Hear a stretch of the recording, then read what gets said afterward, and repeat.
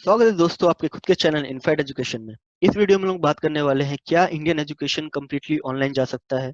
हम लोग बात करेंगे व्हाट आर द चैलेंजेस, क्या इनिशिएटिव्स भारत सरकार ने लिया है एंड आर दो सफिशिएंट। हम लोग बात करेंगे कि इंडिया कितना एक्सपेंड कर रहा है अपने एजुकेशन सेक्टर पे in comparison to other countries. We will see what are the solutions to take the Indian education go online. Okay, तो बिफोर वी स्टार्ट आपको ये बता दें कि इस वीडियो का पीडीएफ लेने के लिए आप हमारे Facebook, Telegram and WhatsApp group को ज्वाइन कर सकते हैं। हमारे इंस्टा हैंडल को फॉलो करिए ताकि आपको ऐसे ही करंट इश्यूज के बारे में पता चलते रहे, आप अपडेटेड रहें and you can also solve GK quizzes over there. तो चलिए शुरू करते हैं। तो दोस्तों जैसा ही आपको पता है कि जो जो लॉकडाउन है वो स्टार्ट हुआ था mid of March and it has been extended till now. Means I am recording this video means this month, so it will is the month of May, and it will be extended to most of the parts of the India till month of June, and we don't know how much कितना आगे जाते वो extend होने वाला है। तो इस uncertainty को लेते हुए काफी सारे जो इंस्टीट्यूशंस हैं इंडिया में वो अपने एजुकेशन को इम्पार्ट कर रहे हैं थ्रू ऑनलाइन मोड। बट क्या ये जो ऑनलाइन मोड में स्विच होना, क्या ये जो इंफ्रास्ट्रक्चर है वो उसको इतना सस्टेनेबल है? क्या जो एजुकेशन है वो सारे स्टूडेंट्स को इक्वली मिल पाएगा अगर हम लोग जो एजुकेशन है वो ऑनलाइन जा सके? And are the Indian teachers, Indian faculties are capable enough to provide the education online in a same way as they have been providing earlier?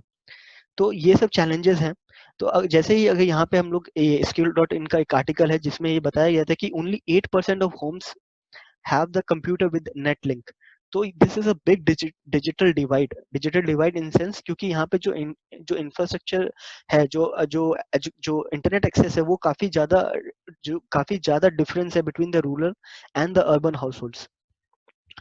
बात करते हैं दोस्तों यहाँ पे जो एक रिपोर्ट थी मिशन अंत्योदय के द्वारा, जो कि एक नेशनल वाइड सर्वे है and conducted by the ministry of rural development. ये 2017-18 का डेटा है। उसमें ये पता चल रहा है कि 16% ऑफ इंडियन हाउस होल्ड्स के पास इलेक्ट्रिसिटी जो है वो सिर्फ ऑलमोस्ट 8 आवर्स ही आती है, and more than half of the Indian rural households receive less than 12 hours a day. So अगर इतना ज्यादा कम सप्लाई रहेगा, इतना ज्यादा कम पावर सप्लाई रहेगा, तो कैसे स्टूडेंट्स अपना एजुकेशन जो है वो जो उन डिवाइसेस पे कंडक्ट करेंगे, उन डिवाइसेस पे अटेंड करेंगे जो कि पावर से रन होती है? अगर पावर सप्लाई नहीं रहेगा और इंटरनेट फैसिलिटीज दे भी दें, तो क्या स्टूडेंट्स अपना एजुकेशन ऑनलाइन अटेंड कर सकते हैं? तो this is a big question. अब बात आती है कि जो 75th रिपोर्ट था as per the NSO, that is national sample survey office, इनके हिसाब से जो इंटरनेट फैसिलिटीज है वो रूरल में है वो अराउंड 23% है, और अर्बन में है वो रखी around 42%। So there is a big gap between the internet facilities available in the rural and the urban areas. So it's almost around 20% का डिफरेंस है। अब बात आती है कि चलो अगर इंटरनेट फैसिलिटीज दे भी दें, क्या इंडियन पीपल सफिशिएंट है to utilize and how to use the internet? तो वो डेटा ये रिवील कर रहा है कि only 20% of the Indian population knows how to use the internet efficiently, sorry। अब अब अगर हम लोग यही डेटा अगर हम लोग as per the different states देखें, तो इसमें भी काफी ज्यादा गैप है। अगर देखिए दिल्ली, केरला, हिमाचल प्रदेश, हरियाणा, पंजाब एंड उत्तराखंड, इनमें more than 40% of household have access to internet, और जबकि यही डेटा जो है ये कम हो जाता है less than 20% for the states like Odisha, Andhra Pradesh, Assam, Bihar, Chhattisgarh, Jharkhand, Madhya Pradesh and West Bengal. और बात करें अगर हम लोग इस डेटा को और बारीकी से पढ़ें, तो इसमें देखा जाएगा कि केरला के पास अराउंड 51% जो है वो की सबसे ज्यादा है जहाँ पे इंटरनेट एक्सेस, एंड यही डेटा कम हो जाता है वेस्ट बंगाल एंड बिहार में around 7 to 8%। So this is a big gap between the states also. है ये HSBC का है, और इस स्टेट्स में हम लोग देखने वाले हैं कि इंडिया जो एक्सपेंड कर रहा है अपने एजुकेशन सेक्टर पे बाकी बाकी कंट्रीज के हिसाब से, वो कितना कम है। अगर देखिए इसमें सबसे ज्यादा है हांगकांग, और इंडिया जो है वो इवन ताइवान एंड मैक्सिको उनसे भी कम एक्सपेंड कर रहा है, जबकि ताइवान एंड मैक्सिको का पॉपुलेशन इंडिया से काफी कम है, एंड इनका जो जीडीपी है वो भी कम है। तो मतलब अगर देखा जाए तो इंडिया जो है वो अपने एजुकेशन इंफ्रास्ट्रक्चर पे वो काफी ज्यादा कम इन्वेस्टमेंट कर रहा है।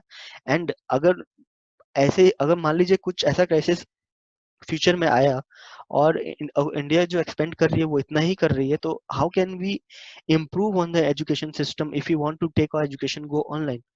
तो अगर ऐसे ही में अगर अगर हम लोग देखा जाए, अगर डिजिटल ई लर्निंग एक्सपेंडिचर जो कि 2019-20 फिजिकल ईयर में वो 604 करोड़ था, और जबकि वो घट के हो गया अभी 469 crore for this 2020 to 2021 physical year.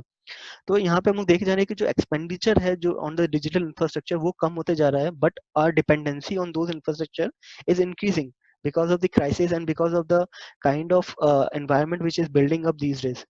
तो इन इन इन challenges को overcome करने के लिए तो एक ही रास्ता है कि जो इंडियन गवर्नमेंट है, they have to put more money in the education expenditure, in the education infrastructure, in on building up the digital infrastructure. And साथ ही साथ जो इंडियन गवर्नमेंट जो क्लेम कर रही है कि that we they have given the power connection to the 99.99% of the rural households, लेकिन just power connection देने के हिसाब से कुछ नहीं होगा जब तक कि हम लोग उसमें पावर सप्लाई ना दे सके 24/7, right? So guys, if you have more solutions for this problem, do comment in the comment section. Till then, stay safe and stay tuned to Infight Education.